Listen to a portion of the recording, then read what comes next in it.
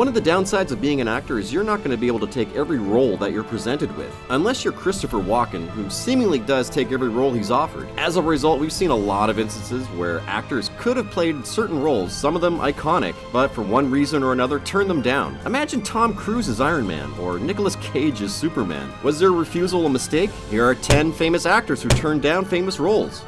Josh Brolin, Batman. Batman vs. Superman. Josh Brolin would make for an ideal Batman. He's an imposing man in his 40s with a gruff edge around him that hides a softer, fatherly side. It would seem that Zack Snyder thought that he would make for a perfect Batman too, as he was at the front of the list to play the Batman and had been all but confirmed. This was casting that would have been a match made in heaven. Brolin has the reputation of being a great actor after turning in standout performances in No Country for Old Men and Milk, where he received the Oscar nomination for Best Supporting Actor, but not one with a presence so overwhelming that you see the actor instead of the character. He can carry himself in a fight scene, and above all else, he was the perfect sort of age for a more grizzled Batman that the DCEU was trying to portray. Unfortunately, due to creative differences among other problems, Josh Brolin eventually dropped out of the project, making us all pretty sad about what Batman vs. Superman could have been.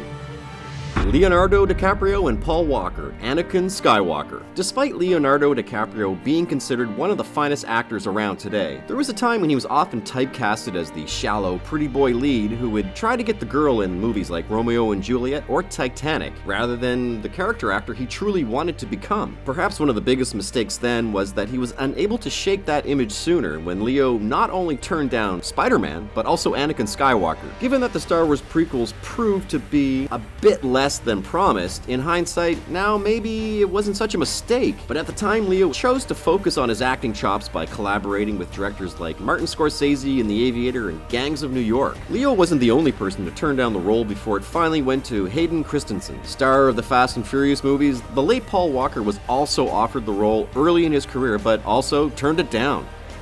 Chris Pratt, Star-Lord. Well, you know what you're thinking, silly CBR. Chris Pratt did play Star-Lord, and you're right, he did. What you might not know is that Chris Pratt rejected the role at first. He had been invited to audition after getting in shape, however, Chris was still a little upset over how he embarrassed himself by turning up for a G.I. Joe audition. After turning it down, Marvel considered both Joseph Gordon-Levitt and Eddie Redmayne, who could have both been interesting choices, but would have lacked the relaxed comedic timing that Pratt brought to the role. With the role of Peter Quillen in the Marvel movies being so drastically different from the comics, it's pretty hard to imagine anyone other than Chris Pratt in the role.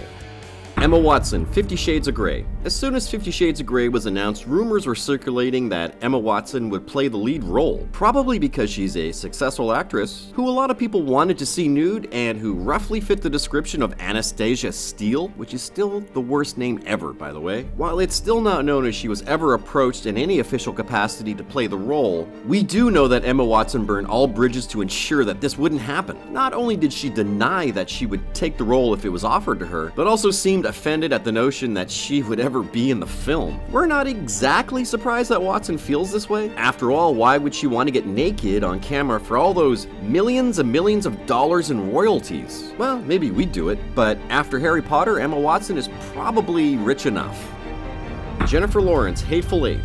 Jennifer Lawrence has been one of the most in-demand actors for years, especially after the Hunger Games franchise and winning the Oscar for Silver Linings Playbook. Her girl-next-door approachability and indie clout is in stark contrast to the inaccessible Hollywood of years past. Being she has been in very high demand for movies, it stands to reason that she has had to turn numerous roles down. The most high-profile of these roles was that of Daisy in Quentin Tarantino's The Hateful Eight. Despite Tarantino really wanting her to appear in the movie, at the time Lawrence was busy not only making the movie Joy, but also traveling around promoting the film. Despite all this, Tarantino now says in hindsight that he is glad that he didn't cast her, as he felt she would have been too young to play Daisy Domergue. The role instead went to Jennifer Jason Leigh, an older and more experienced actress who knocked it out of the park.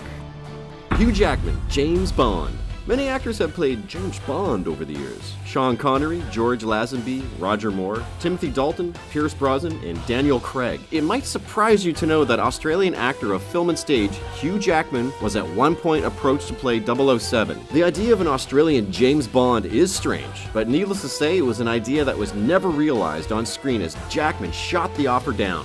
Jason Momoa, Drax. Guardians of the Galaxy. When you're a big man in Hollywood, it can be a double-edged sword. On one hand, having sufficient muscle mass will make it easier to get work, but on the other hand, it takes so much intense work and physical conditioning to maintain the size that it can result in getting typecast. Jason Momoa was asked to play Drax in Guardians of the Galaxy, but turned it down because he was tired of playing shirtless warriors, saying that he wanted his children to be able to see their father happy. As a result, the role went to the WWE superstar turned actor Batista. While it can be argued that Momoa went against this in taking the role of Aquaman, we can't help but feel that it was the right choice, as Aquaman fits that kind of cunning warrior that Momoa tends to play, far more than the comic relief character like the MCU's Drax.